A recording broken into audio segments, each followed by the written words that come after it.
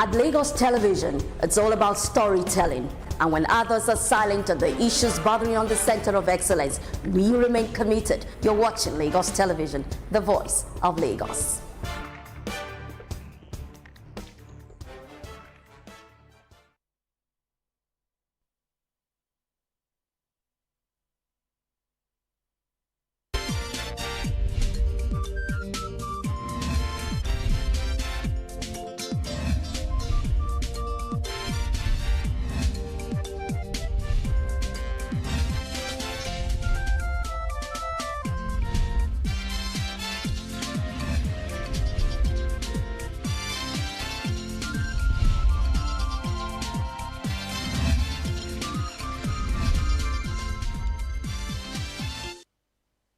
Good afternoon and welcome to the news at noon on Lagos Television. I am Omomi Okeo. A female resident medical doctor at the National Eye Center in Kaduna State, Ganiyat Popola, who was kidnapped by bandits in December 2023, has finally been released after being held captive for 10 long months. A registrar in the Department of Ophthalmology at the National Eye Center was abducted alongside her husband, Nuruddin Popola, who is a military officer, and her nephew, Folaranmi Abdulmogni, who lives with them. The kidnappers had earlier demanded a whopping 40 million naira ransom, which was paid, after which they released her husband on March 8, 2024, and still refused to release Dr. Popola and her nephew. Dr. Popola and her nephew were, however, freed on Wednesday evening, bringing an end to their terrifying ordeal in the hands of their abductors. The president of the Nigerian Association of Resident Doctors, Dr. Topo Sundara, expressed immense joy and relief over our release, thanking everyone who contributed to their safe return. President Bola Tinubu has appointed Major General Olufemi Oloyede as the acting chief of Army Staff. Presidential spokesman Bayo Ononuga, who disclosed this, explained that Oluyede would assume the role pending the return of Lieutenant General Taoreed Abiodun Lagbaja, who is currently abroad for medical treatment. Prior to this appointment, Oluyede was the 56th commander of the Elite Infantry Corps of the Nigerian Army stationed in Jaji, Kaduna. The 56-year-old Oluyede shares a long history with Lagbaja, as both are members of the 39th Regular Corps, commissioned as officers in 1987, with Oluyede being promoted to Major General in September 2020. The Nigerian police says it has made significant strides in combating crime, culminating in the arrest of a notorious arms dealer and 1,246 other suspects across various operations. Spokesman of the police, ACP Olumuyiwa Adejobi, says this while parading suspects in Abuja. We have details in this report. Within the month of October, under review, the false image maker who paraded the suspects before newsmen in Abuja also reveals numbers of prohibited firearms and ammunition recovered from the suspects. Recovery of 210 various firearms, 3,172 ammunition of various calibers also recovered. The police was also able to recover 118 stolen vehicles and rescue 64 victims of kidnapping across the country. In Abuja, according to the force spokesperson, the police operatives recovered ransom of 5.5 million naira and rescued 3 kidnapped victims. We are rising up to this challenge of traffic robbery, house breaking, one chance, and stealing from persons in the Federal Capital Territory. Let me use this opportunity again to inform you that as a follow-up to the case of assault against Honorable Alexandra, the Honorable has been charged to court today. The Nigeria Police Force is committed to upholding the rule of law and making sure we have sanctity and respect for human dignity. The suspects arrested in Delta, Enugu, Yobe, Katsina, Borno, Niger, Plateau, Kano states are to be arraigned before the courts for prosecution soon. Nigeria Governors Forum has met with National Council of Traditional Rulers in Abuja to ensure a defined constitutional role in governance. Addressing State House correspondents at the end of the meeting held at the conference center of the State House, Ogun State Governor Dapo Abiodun revealed that a committee was set up under the leadership of Imo State Governor Hope Uzodinma to look into the matter. The Ogun State Governor also disclosed how traditional rulers, being closest to the people, can indeed contribute more meaningfully towards enhancing the security of lives and property, as well as sustain peaceful coexistence. We realize the fact that there is no clear constitutional role for them.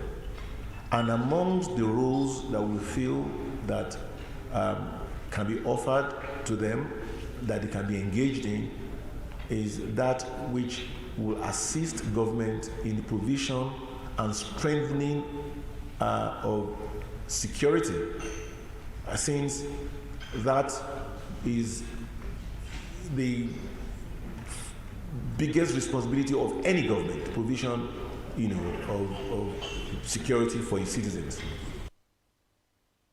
On behalf of the National Council of Traditional Rulers, the Etsunupe Yaya Abubakar appreciated the support of the governors and also gave an insight into the proposed bill in the National Assembly on the role of traditional rulers. We served this country 30 years, 40 years before we retired, and then we retired back to another assignment of leading our people.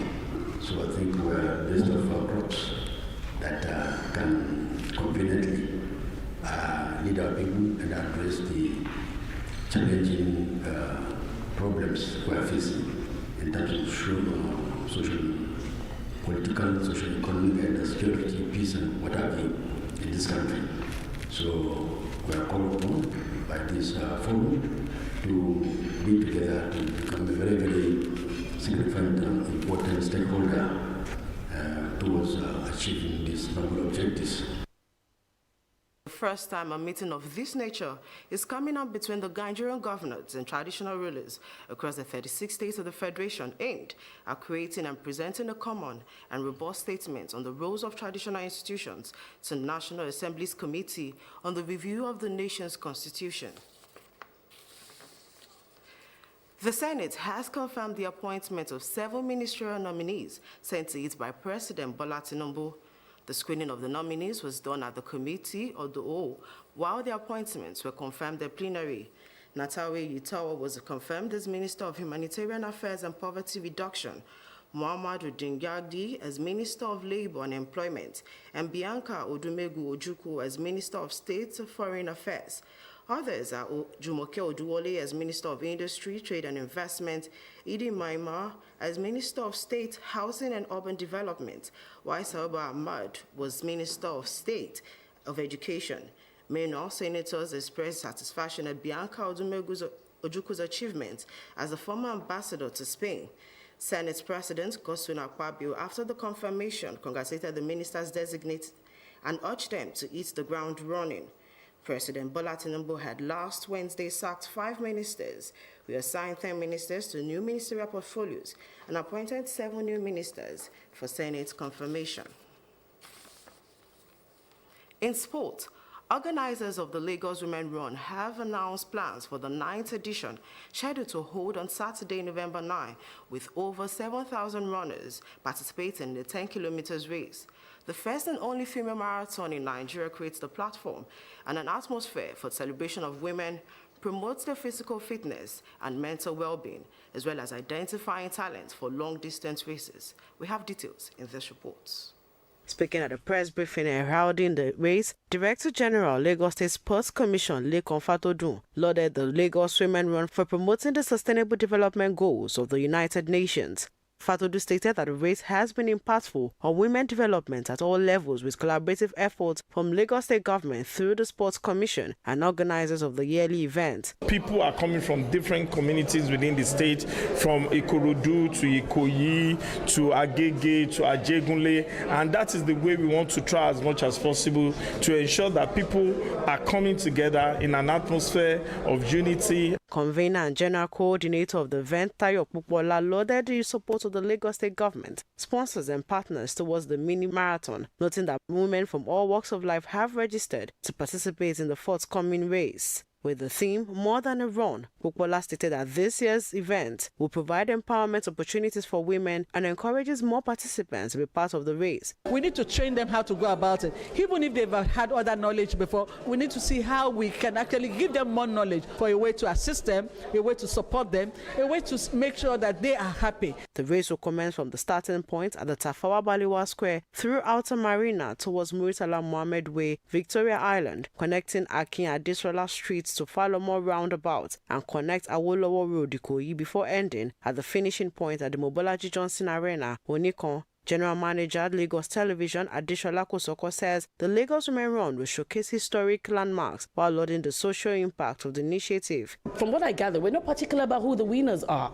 It's just to come together and the opportunity to also be empowered. I think it's more like a network thing.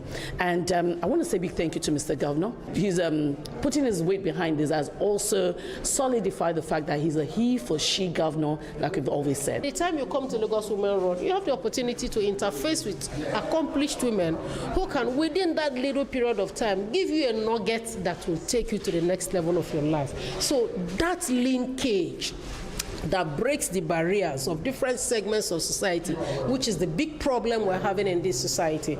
The race is open to two categories of runners: the open event for participants from 18 to 40 years and veterans for participants from 40 years and above. Winners will go home with marked cash prizes and valuable gifts. For more news, connect with Lagos Television on these social media platforms.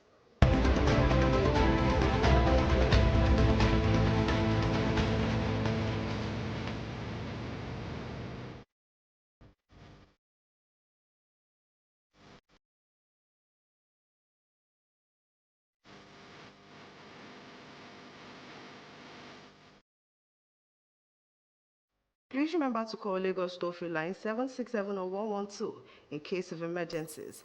Thanks for watching the news at noon. I am Omomi Okewo. Good afternoon.